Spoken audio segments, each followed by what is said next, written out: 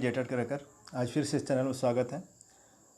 आज हिंदी का ये टेस्ट सीरीज का क्वेश्चन पे डिस्कस करेंगे हम लोग। सबसे पहला क्वेश्चन जो है यहाँ पर, जैसा कि आप लोग देख रहे हैं, 1 नंबर में भाषाई कौशल के संदर्भ में कौन सा सत्य है। सबसे पहले ये जानना जरूरी है कि भाषाई कौशल होता क्या है। भाषाई कौशल सुनना, बोलना, पढ़ना और लिखना। इसको याद करने का तरीका है सुबोपली भी इसको कहा जाता है। शॉर्ट में सु से सुनना, बो बोलना, पा से पढ़ना, ली से लिखना। ये 4 भाषाई कौशल है। इसका ऑप्शन है भाषाई कौशल एक दूसरे से स्वतंत्र होते हैं। ये बिल्कुल गलत है। ये चारों कौशल जो होता है, सुनना, बोलना, पढ़ना, लिखना, ये सभी जो है एक दूसरे से जुड़े होते हैं, स्वतंत्र नहीं होते हैं। इसलिए ऑप्शन नंबर ए जो है ये गलत हो जाएगा। भाषाई कौशल एक क्रम में सीखे जाते हैं, यह भी गलत है, क्योंकि ये चारों कौशल जो है ये एक साथ सीखे जाते हैं, ना कि ये क्रम से सीखे जाते हैं। ये भी गलत है। सी नंबर का है भाषाई कौशल एक दूसरे को प्रभावित नहीं करते हैं। ये बिल्कुल गलत है। प्रभावित करते हैं कैसे? अगर सुनेंगे नहीं तो वो बोल नहीं पाएंगे तो फिर पढ़ नहीं पाएंगे और लिख नहीं पाएंगे। इसलिए भाषाई कौशल एक दूसरे को प्रभावित करते हैं। भाषाई कौशल एक साथ सीखे जाते हैं, क्रम से नहीं। ये बिल्कुल सही है। भाषाई कौशल, ये चारों कौशल जो है वो एक ही साथ सीखा जाता है। सुनना, बोलना, पढ़ना, लिखना, ये सभी एक साथ से सीखे जाते हैं। इसलिए ऑप्शन नंबर डी जो है ये सही हो जाएगा। अगला क्वेश्चन देखते हैं हम लोग 2 नंबर का। भाषा शिक्षण में बालक में कौशल विकास के लिए खाली स्थान सबसे कम महत्वपूर्ण है। भाषा शिक्षण में मौखिक कौशल के विकास के लिए, बच्चे का जो मौखिक कौशल होगा उसके विकास के लिए सबसे कम महत्वपूर्ण कौन सा ऑप्शन है, उसको चुनना है। तो आप पहला ऑप्शन है बच्चों की बात को धैर्य से सुनना। दूसरा है प्रश्नों के उत्तर पूछना। अपनी बात कहने का पूरा मौका देना। तो ऑप्शन नंबर ए जो है ये गलत हो जाएगा। यहाँ क्वेश्चन है सबसे कम महत्वपूर्ण। ये तो महत्वपूर्ण है कि बच्चों की बात को धैर्य से सुनना, ये तो इम्पोर्टेंट है। बी नंबर अपनी बात कहने का पूरा मौका देना, ये तो सही है, ये तो महत्वपूर्ण है। ये भी, इसलिए ये भी गलत हो जाएगा। किसी विषय पर चर्चा करना, ये भी गलत हो जाएगा। इसलिए सही आंसर हो जाएगा ऑप्शन नंबर ई, बी, प्रश्नों के उत्तर पूछना।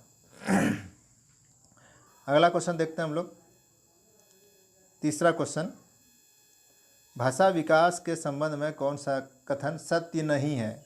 जब भी क्वेश्चन देखिए आप लोग, उसमें क्वेश्चन को एकदम अच्छी तरह से देखना है, क्योंकि ये नहीं वाला जो क्वेश्चन है ये हमेशा अक्सर कन्फ्यूजन में डाल देता है और हमारा आंसर क्या होता है वो गलत हो जाता है। पहला ऑप्शन है बड़ों का संपर्क भाषा विकास की गति को तीव्र कर देता है। बताइए आप लोग कौन सा सही होगा इसमें, जल्दी जल्दी आंसर कीजिए। तो ये तो गलत हो जाएगा। भाषा विकास व्यक्ति सापेक्ष है, ये सही है, सापेक्ष है। लेकिन यहाँ क्या चुनना है कि कौन सा गलत है, कौन सत्य नहीं है, मतलब कौन सा असत्य है। तो ये भी गलत हो जाएगा इस हिसाब से। प्रारंभिक भाषाई परिवेश की समृद्धता भाषाई विकास में सहायक होती है, ये भी सही है, इसलिए ये तो नहीं होगा। ऐसा विकास, ऐसा नहीं, यहाँ पर भाषा विकास होगा। ऐसा के जगह पे जो है यहाँ पर होगा भाषा।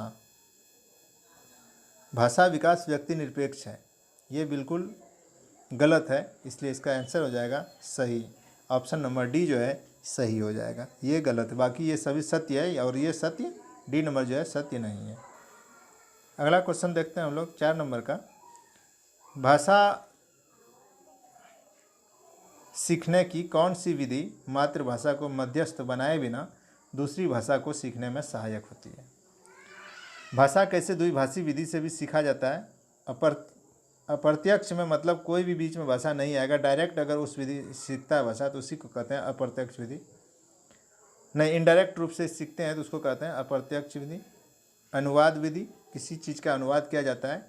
लेकिन यहाँ पर है मध्यस्थ बनाए बिना, किसी का मदद लिए बिना वो दूसरी भाषा को सीखने में सहायक होती है। तो किस विधि से सहायक होती है, उसका सही आंसर हो जाएगा ऑप्शन नंबर सी, प्रत्यक्ष विधि या डायरेक्ट विधि। इस विधि में बच्चे जो है डायरेक्ट सीखते हैं, ना कि किसी अन्य भाषा की मदद से सीखते हैं। अगला क्वेश्चन 5 नंबर का है। भाषा अर्जन के संबंध में कौन सा कथन सत्य है। ए नंबर है समाज सांस्कृतिक परिवेश के अनुसार अर्थ ग्रहण की प्रक्रिया स्वाभाविक होती है। भाषा अर्जन में बच्चे को बहुत अधिक प्रयास करना पड़ता है। भाषा अर्जन में किसी अन्य भाषा का व्याघात होता है। और डी नंबर में भाषा सीखना एक उद्देश्य होता है। कौन सा कथन सत्य है? भाषा सीखना एक उद्देश्य, भाषा अर्जन के संबंध में कौन सा कथन सत्य है? इसका सही आंसर हो जाएगा ऑप्शन नंबर ए। अगला क्वेश्चन देखते हैं। पाठ के अंत में अभ्यास और गतिविधियों का उद्देश्य नहीं है। पाठ के अंत में जो अभ्यास दिया जाता है तो गतिविधि और अभ्यास जो दिया जाता है उसका क्या उद्देश्य नहीं है? सृजनात्मकता का विकास करना, ये तो उद्देश्य है, इसलिए ये नहीं होगा। बच्चों को अभिव्यक्ति के अवसर प्रदान करना, ये भी है, उद्देश्य है, इसलिए नहीं होगा। प्रश्नों के उत्तर सरलता से याद करवाना, ये भी है, इसलिए ये नहीं होगा। ऑप्शन नंबर डी जो है भाषा का विस्तार करना, ये गतिविधियों और अभ्यास का कोई उद्देश्य नहीं है। अगला क्वेश्चन 7 नंबर का। पहली और दूसरी कक्षा में भाषा शिक्षण के साथ हुई कला शिक्षा को समेकित करने का उद्देश्य नहीं। फिर यहाँ पर एक नहीं वाला क्वेश्चन आ रहा है, आप लोग ध्यान से इसका आंसर दीजिए। इसका ए नंबर ऑप्शन है बच्चे द्वारा आनंद की प्राप्ति। यहाँ पर उद्देश्य नहीं है तो ये क्या हो जाएगा? गलत हो जाएगा। आनंद की प्राप्ति, बच्चों द्वारा आनंद की प्राप्ति, ये गलत हो जाएगा। बच्चों के लेखन में परिपक्वता लाना,